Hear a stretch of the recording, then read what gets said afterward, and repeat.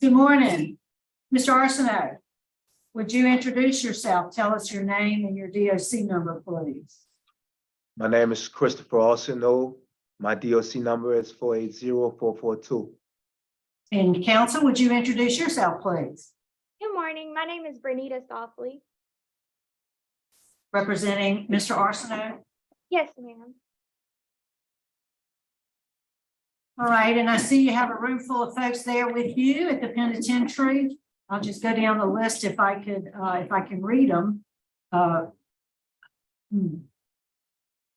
Yashna, did I say that correctly? May not be reading that correctly. Irene Shell. So I'm sorry, Yashna, I can't read your last name, but you're part of the legal staff. Is that correct? Yes. Okay. Irene Shell, Angela Patterson, Terrence Patterson, Trey Arceneaux, Alphonse Arceneaux, your father who will be speaking on your behalf, Josephine Orlando, also with the legal team, Rebecca Goldstein, Mia Barr, Stephanie Smith, and Ron Hicks.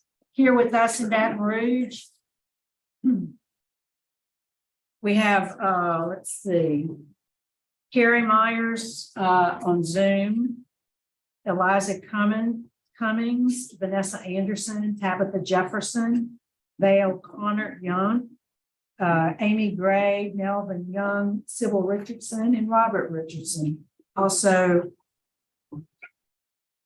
Terrence Guy. And at the appropriate time, we'll call on those who wish to speak. In opposition, we have a representative from the DA's office in Jefferson, Aref Mansour, on behalf of the victim, Aman Mansour, also on behalf of the victim, and Zainab Mansour, who is a victim as well. And at the appropriate time, we'll allow them to speak. First, Mr. Arceneaux, let me read some identifying information into the record. I'll ask you to confirm it. Then I'm going to turn it over to Mr. Marabella. Your case has been assigned to him. We'll hear from the warden and those who are speaking on your in opposition and in favor. And then you'll be allowed to make a statement before we turn it over to the attorney to close it out for us. You got all that? You understand it? Mr. Arceneaux. All right. Mr. Arceneaux, your DOC number is 480442. You're currently serving a life sentence, having been resentenced in 2008 to life for a first-degree murder conviction in Jefferson Parish, the 24th JDC. Mr. Arceneaux, is that correct? Yes, ma'am. You answer, Mr. Marabella, please. Thank you, Madam Chairman. Mr. Arceneaux, my name is Tony Marabella. Your case was assigned to me, so I'll start our process of interviewing you. Mr. Arceneaux, how old are you now? I am 38 years old, sir. And how long have you been in prison on these charges? 20 years and 6 months, sir. And by my calculations, you just had turned 18 when this crime occurred. Is that right? Yes, sir. Tell me, let's talk a little bit about who Christopher Arceneaux was at 18 years old. Had you finished high school? No, sir. I dropped out at 9th grade. I was a young kid wanting to be a gangster in my life. I had bad influences in my life, and I kept Tell me standing. about the bad influences in your life. What bad influences did you have in your life? Well, a lot of my friends, sir, all was dropping out of school, and we was just trying to get into doing things that was negative, like smoking, like drinking, and just trying to be seen as what we thought was gangsters, and it played a bad part in my life. Well, let's talk a little bit about your smoking and drinking. What did you smoke? Smoking marijuana, sir, And when did you start smoking marijuana? when I was around the age of 11. Okay, and how often were you smoking marijuana? I smoked every day, sir. From the age of 11 until the time you got arrested? Yes, sir. And how about drinking? I drank occasionally, sir. So I assume that you were smoking and drinking on this particular night. I think that's what you said in your statement. Yes, sir.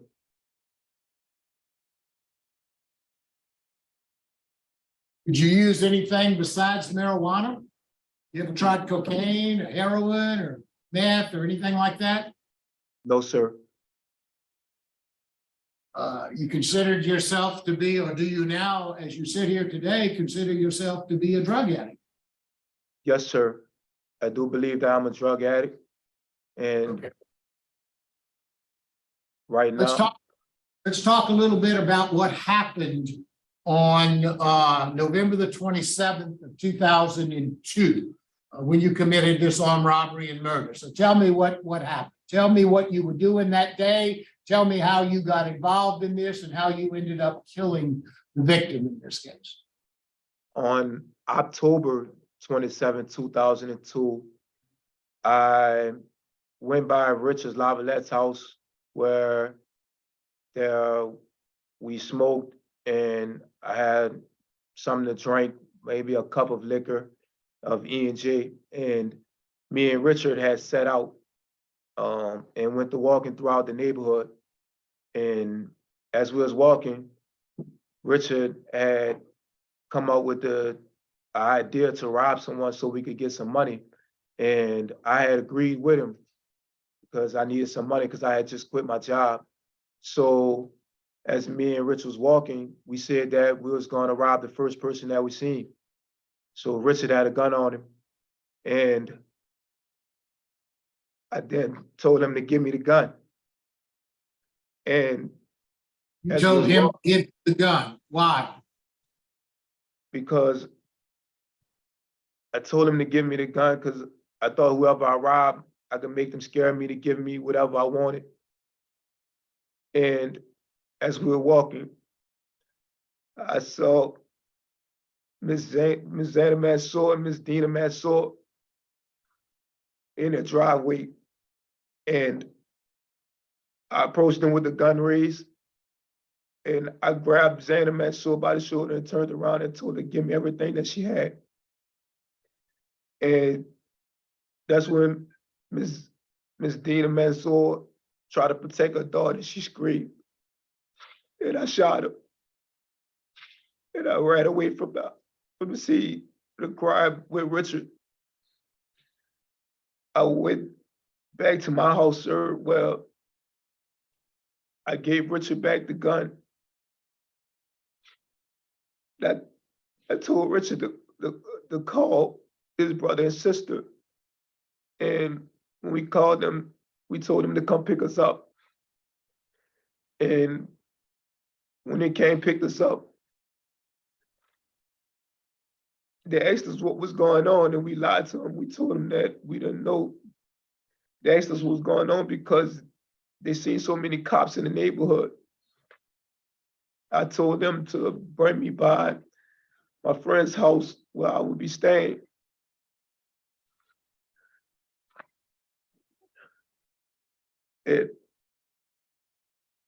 It was the most despicable decision I ever made in my life. And I regret it every single day. This man Short should still be living right now, and I took that away from her. I took that away from her family and her friends. And every day I have to live with that regret.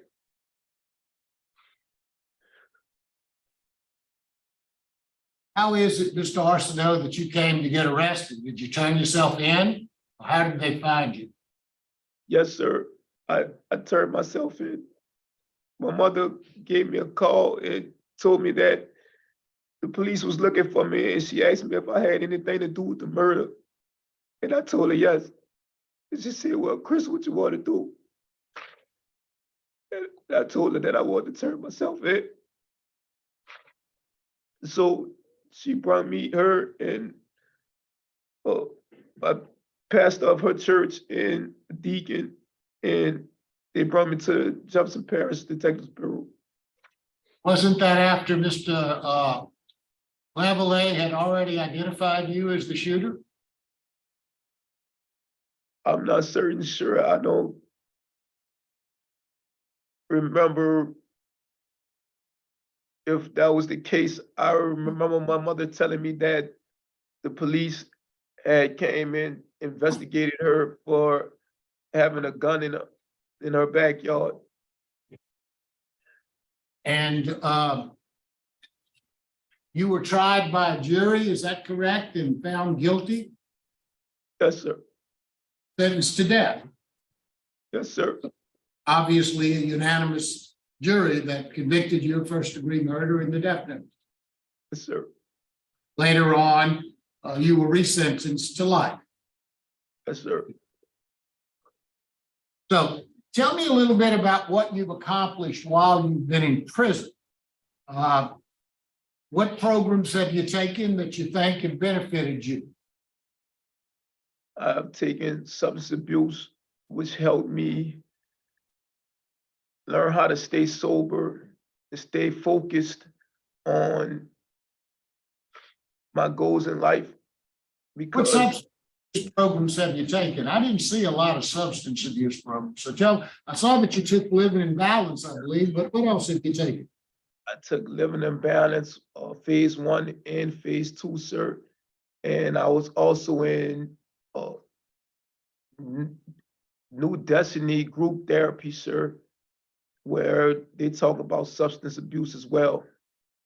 And You ever take any inpatient treatment? Did you ever go anywhere like Steve Hoyle or Blue Walters or any programs that dealt specifically with substance abuse?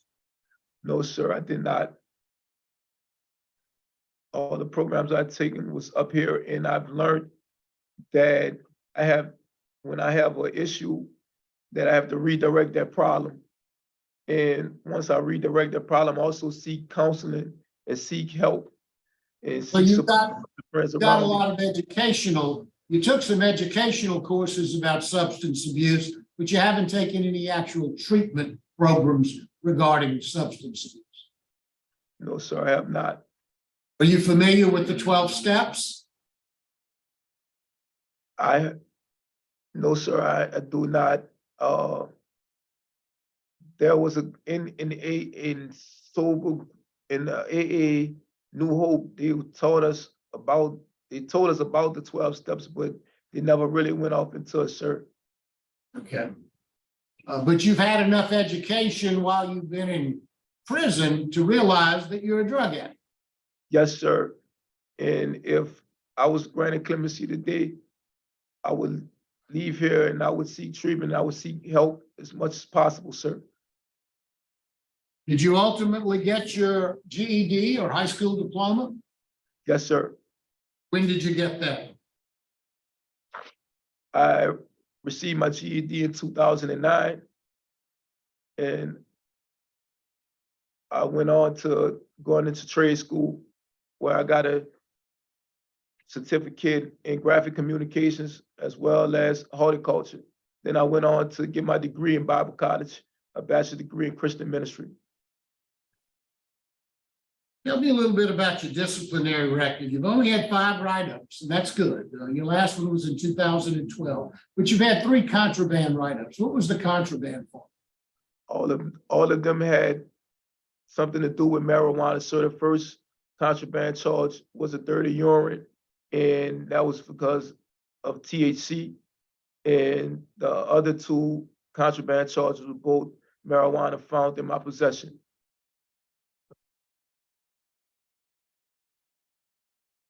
When did you take living in balance? I believe it was in the year of either 2016 or 2017, sir. While you were in prison, you got convicted in 2003 of battery of a corrections officer. Tell me what that was about. It was early in the morning. I was standing in line for breakfast, and one of the offenders told me to tell the officer to open his cell so he could get in line. And I told the officer, and he replied to me no. And I was frustrated because he didn't want to do what I said. And as he poured coffee in my cup, he tried to hand me the cup back through the tray hatch. And I pushed the cup back onto him, and it coffee waste all on his arm and his hand. And you pled guilty to that charge? Yes, sir.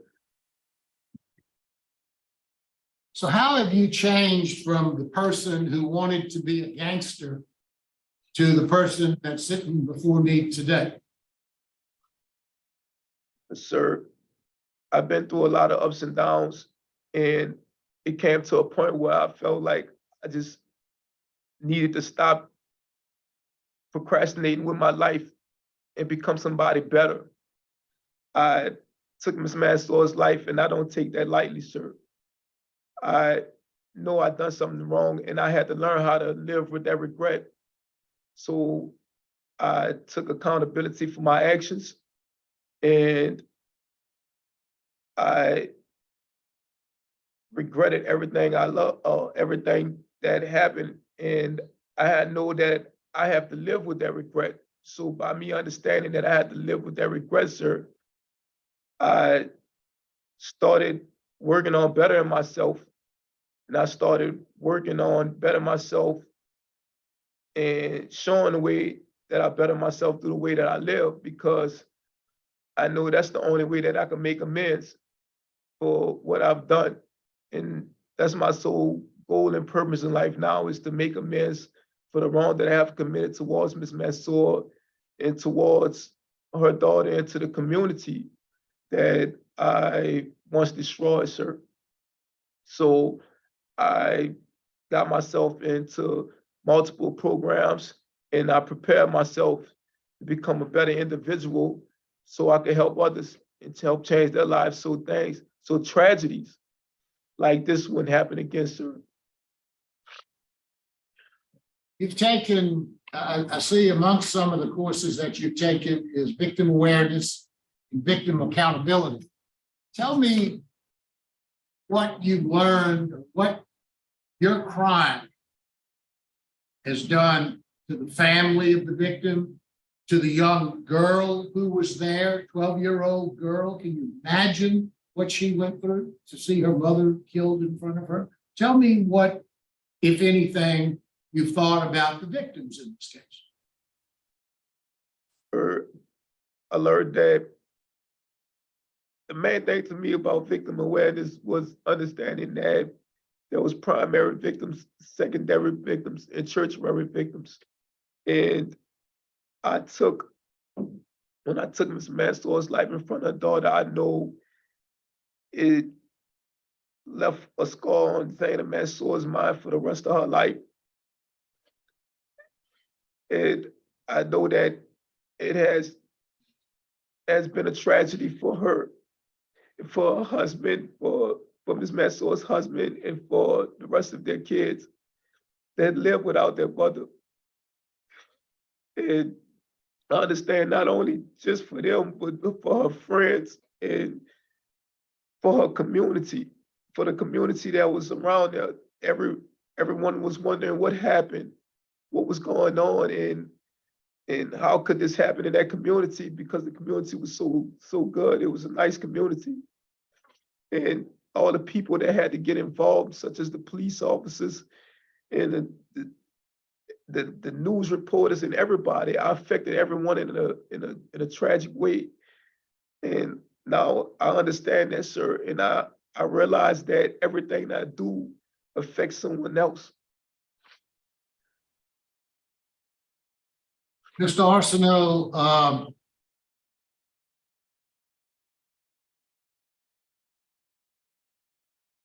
it seems today, at least in what you told me that you did, you're admitting what you did and how you did it.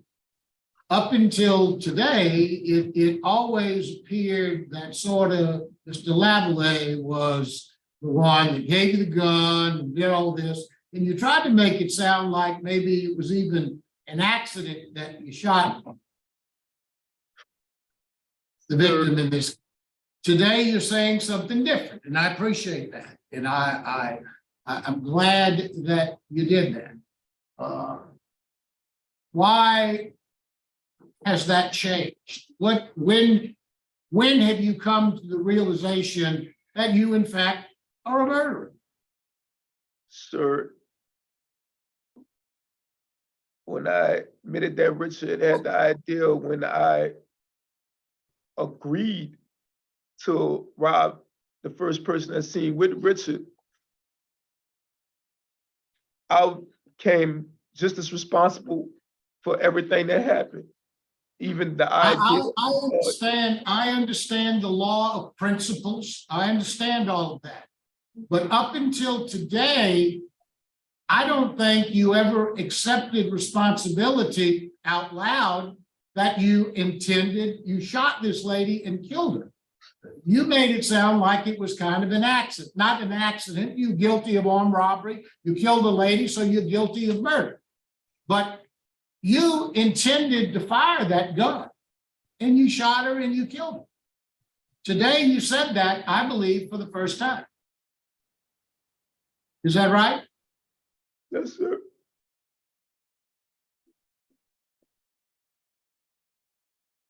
Now, there was some mention in the police reports about your bragging about the murder to one of your cellmates. Did that come out at your trial? Yes, sir. But I did What not. did that person say you said? He said that I was boasting and bragging about how I took Miss Mansaw's life. And I can tell you, sir, that wasn't true.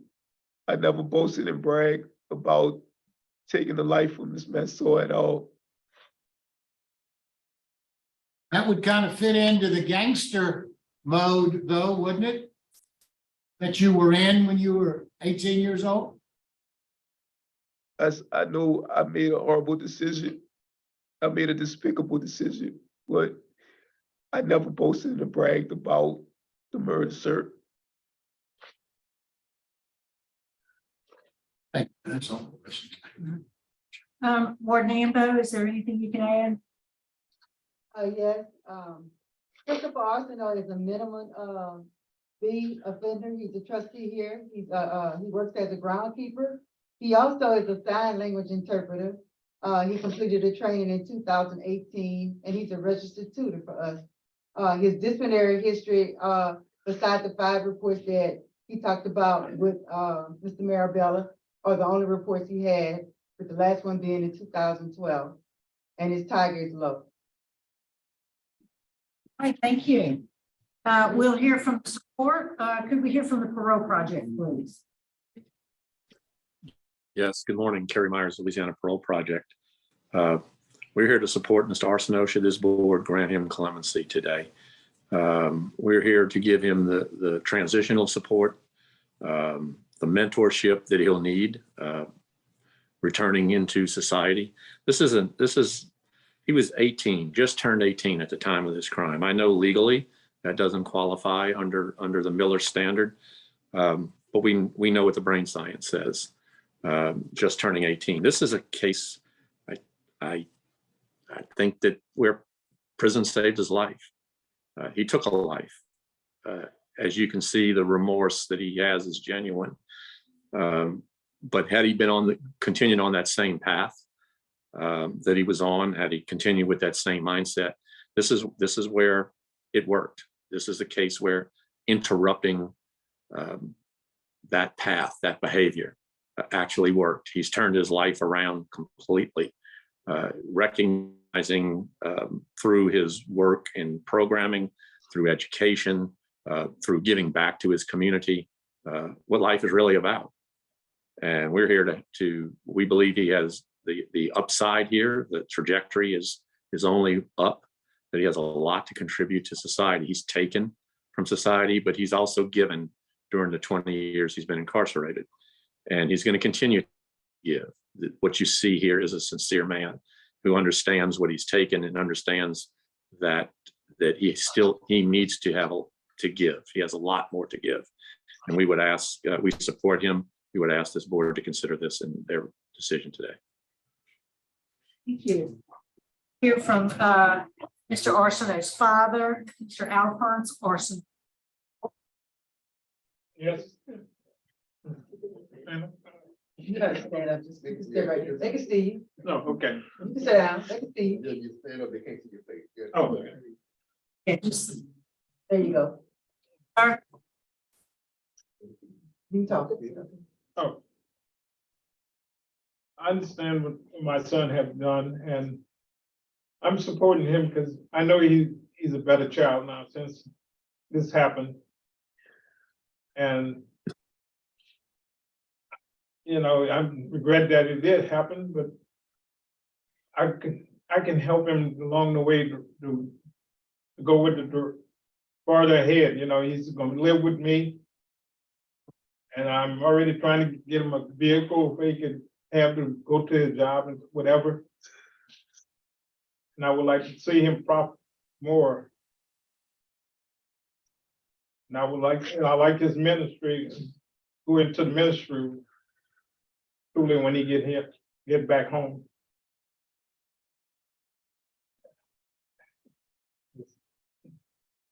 I'm sorry. Thank you, Mr. That's okay. Thank you, Mr. Arceneaux. We appreciate your remarks. Here with us in Baton Rouge, we have Mr. Robert Richardson. We'd like to hear from you, sir.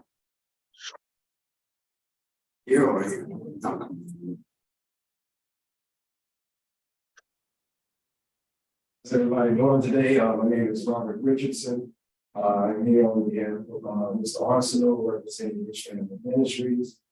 Specifically, before I say anything, I would really like to take a moment to be able to say how humble I am to be here today. It was exactly 5 years ago today that the same board granted me the opportunity that Mr. Arceneaux is seeking here today. A different makeup of its members, but the board nonetheless. And when I say to you, after 5 years of your decision, how changed my life is, how changed my family's life is, how changed my community is as a result of you granted me that day. Again, this is a humble day for me, and one that is kind of weighty because we have someone whose life is hanging in the balance of the decision that you all have been vested with your responsibilities to deliver. It's a lot to speak on behalf. I say that with the sincerest of honesty, I had the opportunity of meeting Mr. Arceneaux well on the other side of a decade ago. And Mr. Arceneaux that I met is probably one of many men that I met along my journey who rehabilitation happened for them the moment that they stepped into the back of the police car. That doesn't happen for all of them. In fact, I think there's about 5% of those of us that are incarcerated that are truly encouraged. Different levels of that process that happens. And I believe that for Mr. Arceneaux was one similar to my own. It happened the moment that he got in the backseat of that police car. Everything that he had done wrong had flashed before his eyes. He realized how terrible the mistake he had made. Although he could not shirk the punishment, he could not avoid sanctions. But I can attest to say that I think that he has spent every known day that I have known giving back. He took life, but I've also watched him give life. I watched him intervene in fights. I watched him intervene in altercations. I watched him help and aid others along the way. That all can honestly say, whose lives that he saved from violence, as well as people's whose lives he saved from their own selves. I believe his life was also one of those lives. That is a moment of, I guess, personal privilege that I wanted to give in hopes that it would speak to the person that I particularly know that Mr. Arceneaux has become. As I look at the screen and see the faces of Ron Hicks, who sits on the back row, who also had the privilege of being before this board and granted an opportunity to return back to his family, whose community and family and life is much better as a result of that. I look at Kerry Myers, also another person who's with the same board, who has also been granted an opportunity and has done amazing work with his life post-prison. And I believe that much of the same will happen with Mr. Arceneaux. Skill set and his qualifications from the New Orleans Baptist Theological Seminary, to which we both are graduates of. I watched him through his ministry change and transform the lives of others. And it is with that same skill, talent, and skill set that Mr. Arceneaux has that I believe that this will be a job that would be fitting with him. It's not the end all to be all, but it is definitely one that fits right in line with his skills and his qualifications are, and a way for him to continue giving back to the community that he has wronged in an effort to make amends and to atone for the transgressions that he's made, not only in the lives of his family, not only in the lives of the victim's family, but in the lives of his community and those around. So again, I appreciate the board for giving me this opportunity.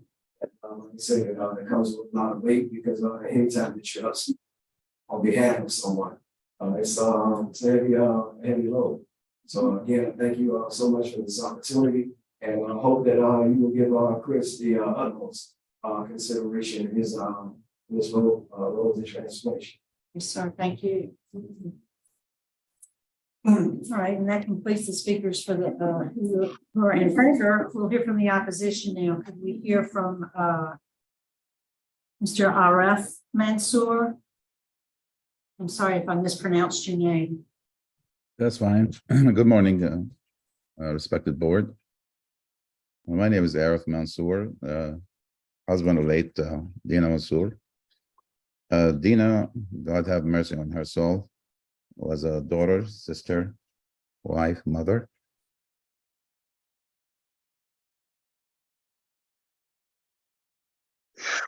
And a school teacher.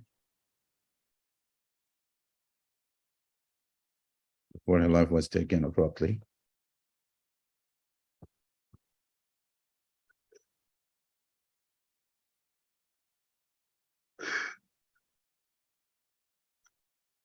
Losing her affected many families and friends.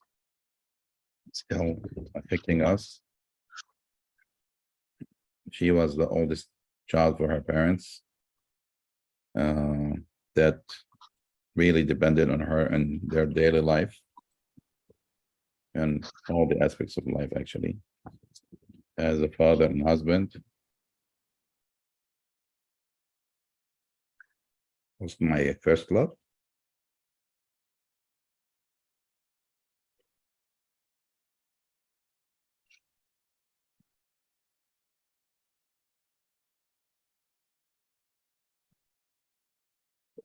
And supporter for raising our children.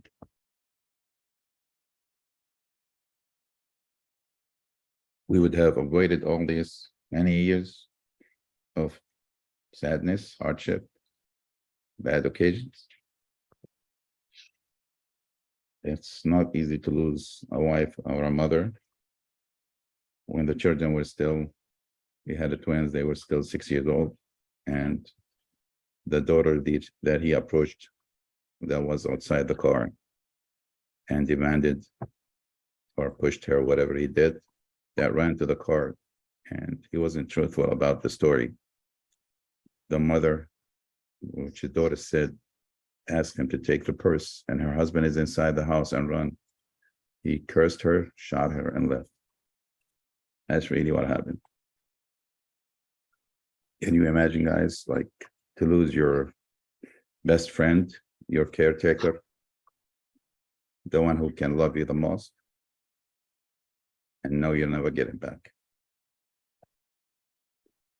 We probably can't forgive him, but we can never forget what he did.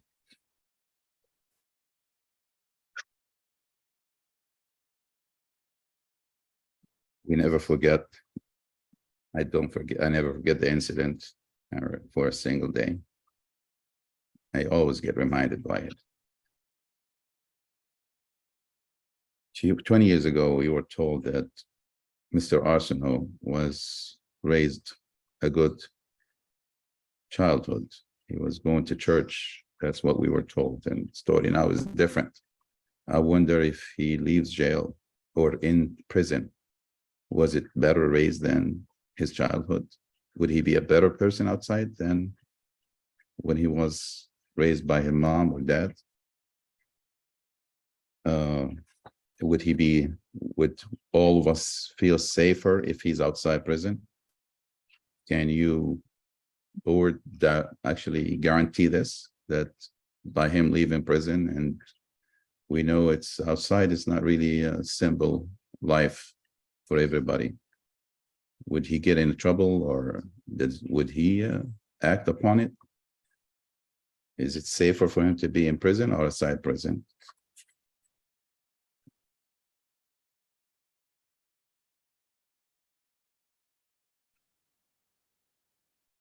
He accepted the first punishment that he had, then he was commuted to life. We accepted that. And now we are asked to go back again and reopen this case. And reminded with everything. All I can say now, if the board, whatever the board decides, their judgment, it should be justice for us and for everybody outside. Thank you. So we also have Bond Mansour. Good morning to the board.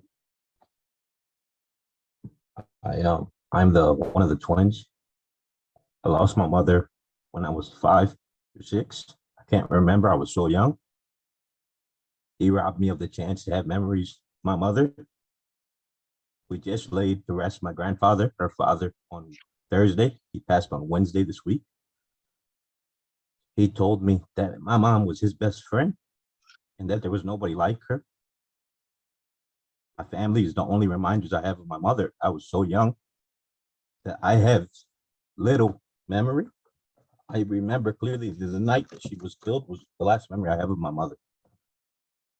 He robbed my son of a chance to have an excellent grandmother. He robbed my family of a relationship and memories with my mother. He didn't just kill her that day, he killed a part of our memories. We were brought up to be very forgiving. We are Muslims, which, we believe that heaven is below the feet of our mother. And I didn't have the chance to gain any memories with my mother. Very tough looking at my son, knowing that he won't have the grandmother, to take care of him, to take him places, to make memories.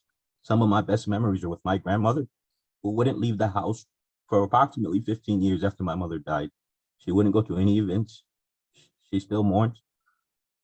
On behalf of my grandfather, I'll tell you guys that he said before he passed, he forgives anybody who's done him wrong.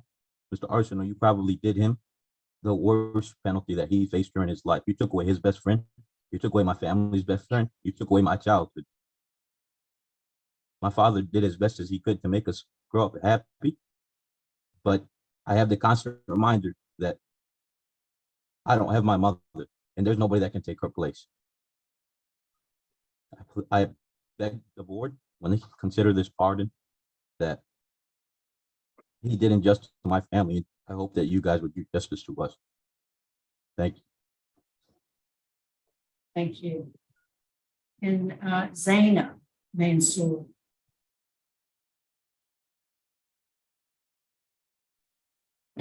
Good morning. Please bear with me as this is very emotional for me.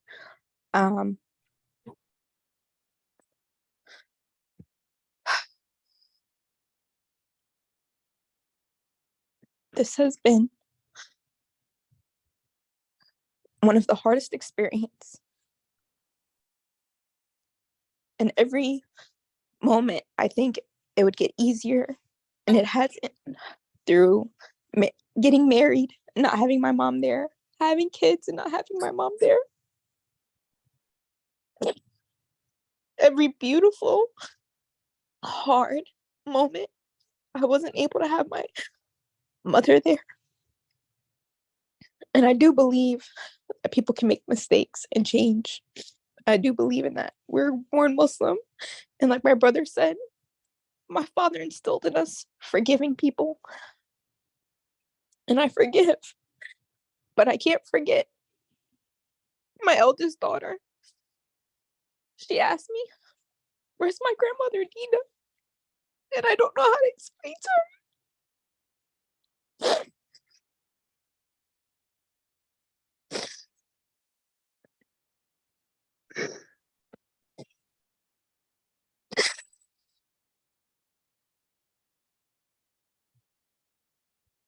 It's impacted my family so much.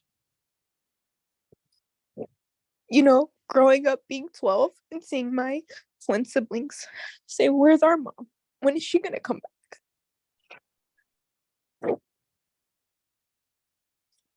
being a mother myself now. Only when I became a mother, I realized the love of a mother. And my dad did such a great job to try to fill that void. I'm just here to say, I do forgive you, but you took a lot away from us. You took a lot away from us. And I really hope you try to use your life to do good in your life now.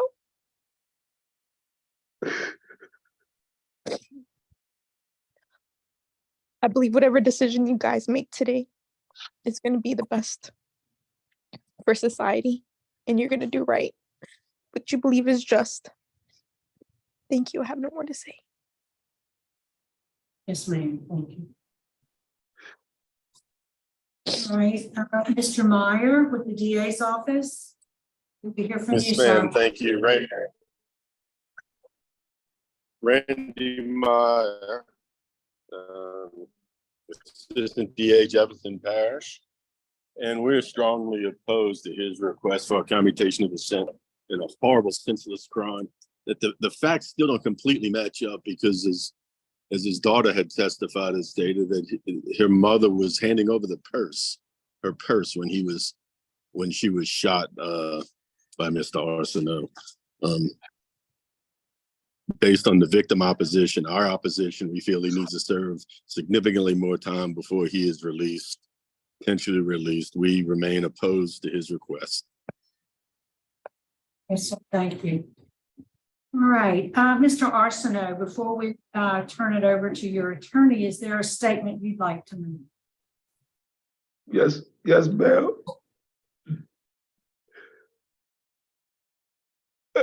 First, I want to thank this board for giving me the opportunity to speak my truth.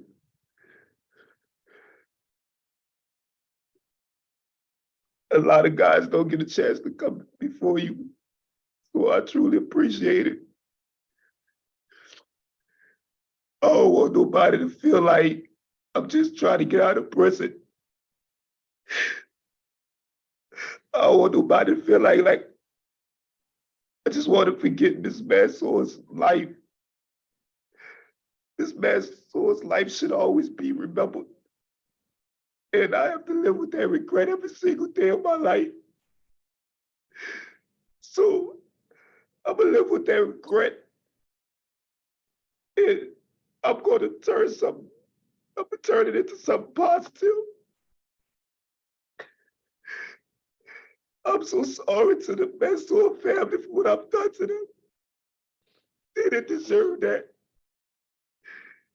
And I'm not saying that just because I'm in prison, but I'm saying that because Ms. Mansour did not deserve to lose her life.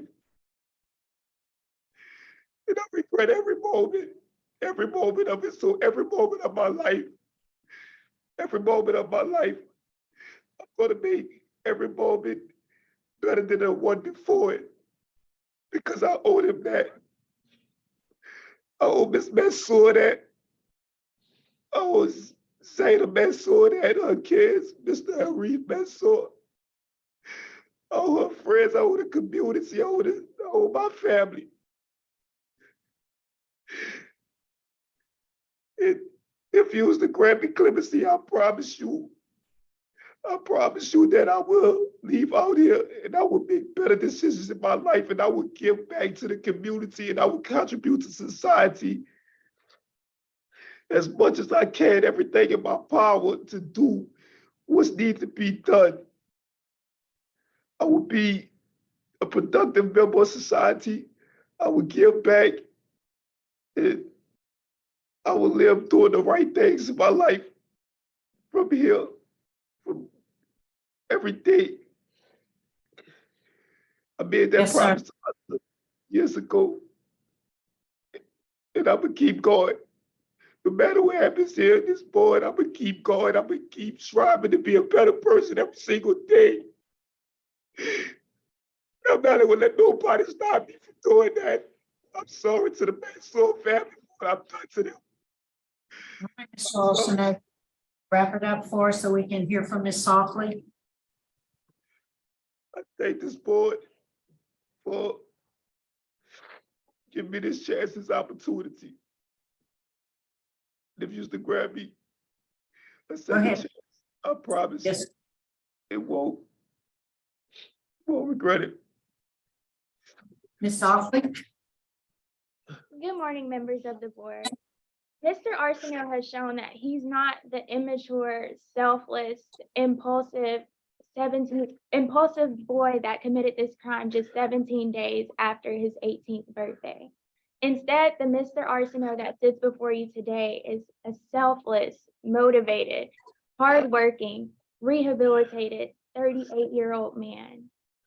Mr. Arceneaux took responsibility when he pled guilty to this crime. As a matter of fact, in his statement, he says, "I just wish that lady," meaning Miss Mansour, "was alive." And he said, "Anything I can do for this family, I would do it. And I'm sorry that happened." Those were Mr. Arceneaux's words when he was arrested and gave a voluntary statement to the police. He also took responsibility when he waived all of his appeals. And in waiving his appeals, he waived some legitimate claims that he had. And he did that as a way to take responsibility. And he did so in 2008. Mr. Arceneaux continues to take responsibility even today. In every conversation that Mr. Arceneaux has, he says that he's remorseful for this crime, and he is deeply apologetic, as this board has seen today. Additionally, Mr. Arceneaux is committed to addressing the substance abuse problems that he has. He took Living in Balance parts 1 and 2. And also you heard from Mr. Kerry Myers that Mr. Arceneaux, if this board decides to grant him clemency today, he will participate in the parole project program that has a social worker that screens participants of that program for substance abuse issues. So if Mr. Arceneaux is granted clemency today, he will participate in the parole project program, and he will participate in Narcotics Anonymous or Alcohol Anonymous, and he will receive a sponsor. Additionally, you heard from Mr. Arceneaux that before he came into prison, he surrounded himself with people who didn't motivate him to stay on the right track. But the man that stands before you today is ready and willing to surround himself with people who want to see him succeed. You see each of his supporters here today. And additionally, you heard from Mr. Rob Richardson, where Mr. Arceneaux has a job with the participatory defense movement, where he will be surrounded by people who have had successful reentry processes. So Mr. Arceneaux will surround himself with people who want to see him succeed. Additionally, through his time at Angola, Mr. Arceneaux has shown that he is ready and willing to be a better man than what he was before his incarceration. He's taken classes like victim awareness, cage your age, thinking for a change, and he's received his GED since he's been incarcerated. He also received his bachelor's degree in Christian ministry and received 2 technical degrees. So Mr. Arceneaux is always ready and willing to learn. And before I close, I want to give the board a glimpse into a story that shows who Mr. Arceneaux is. As you read through his packet, you see that he plans an annual 10K run, walk, crawl event. Mr. Arceneaux is the sole organizer for this event. He organizes with the local clubs to make sure each participant has food. He gets keynote speakers for this event. He also he also makes t-shirts for each participant, and sometimes there's hundreds of participants. In 2021, Mr. Arceneaux chose the theme freedom. But freedom to Mr. Arceneaux doesn't mean just the conventional definition of freedom, which is to merely break away one's chain.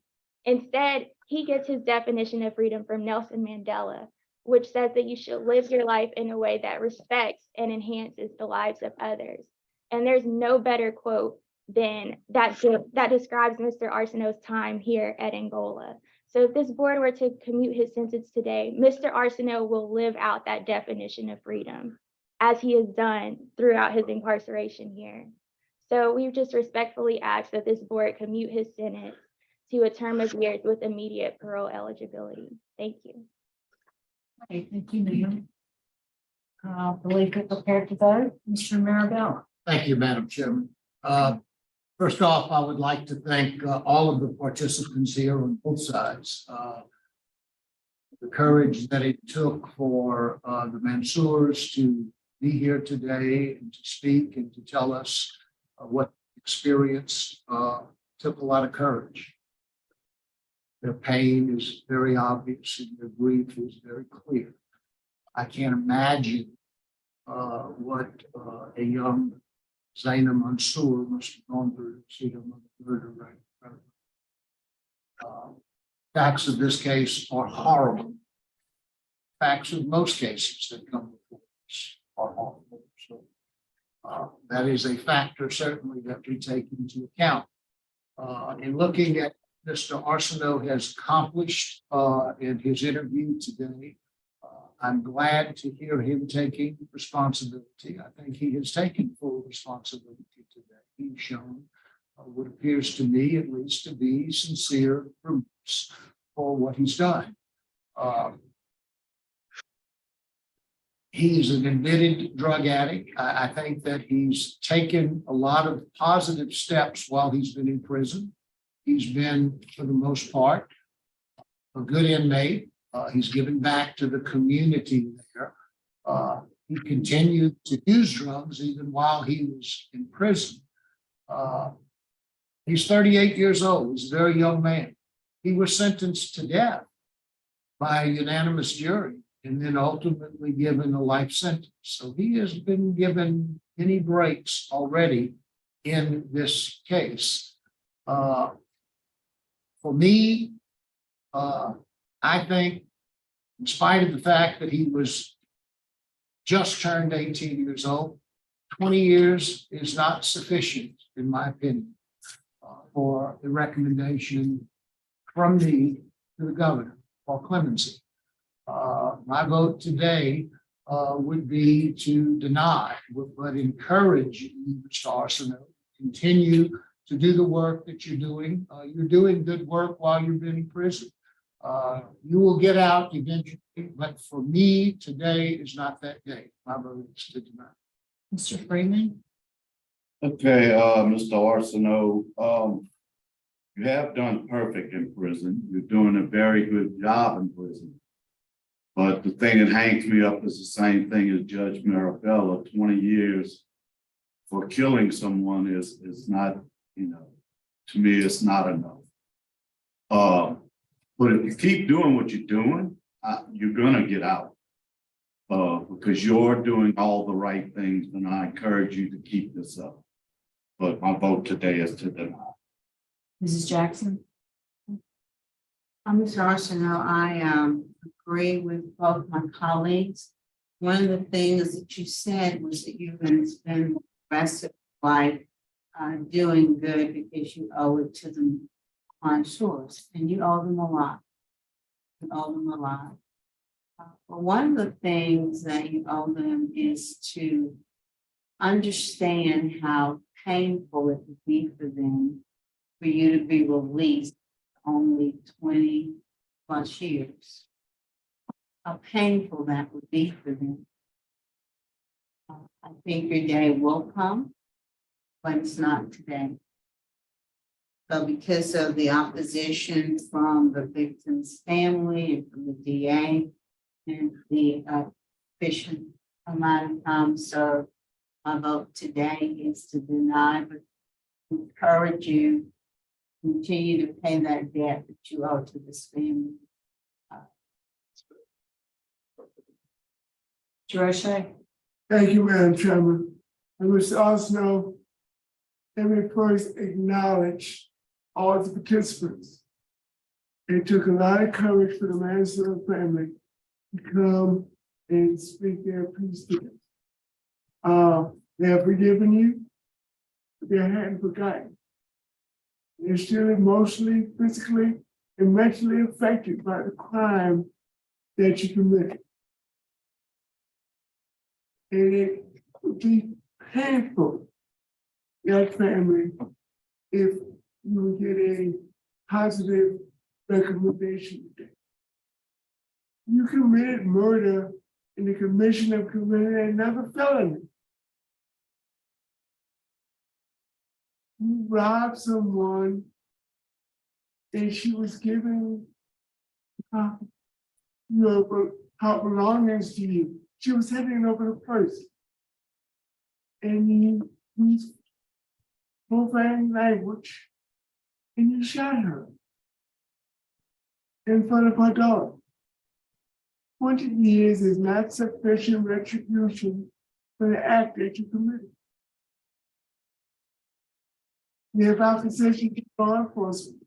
You have opposition from the Jefferson Parish DA's office.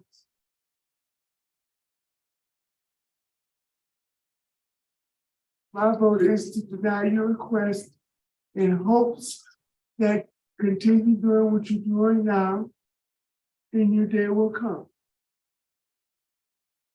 All right, Mr. Arceneaux, you've received 4 votes to deny your application for clemency. So, sir, today your application for clemency has been denied. Speak Larkin, we'd like to. Thank you.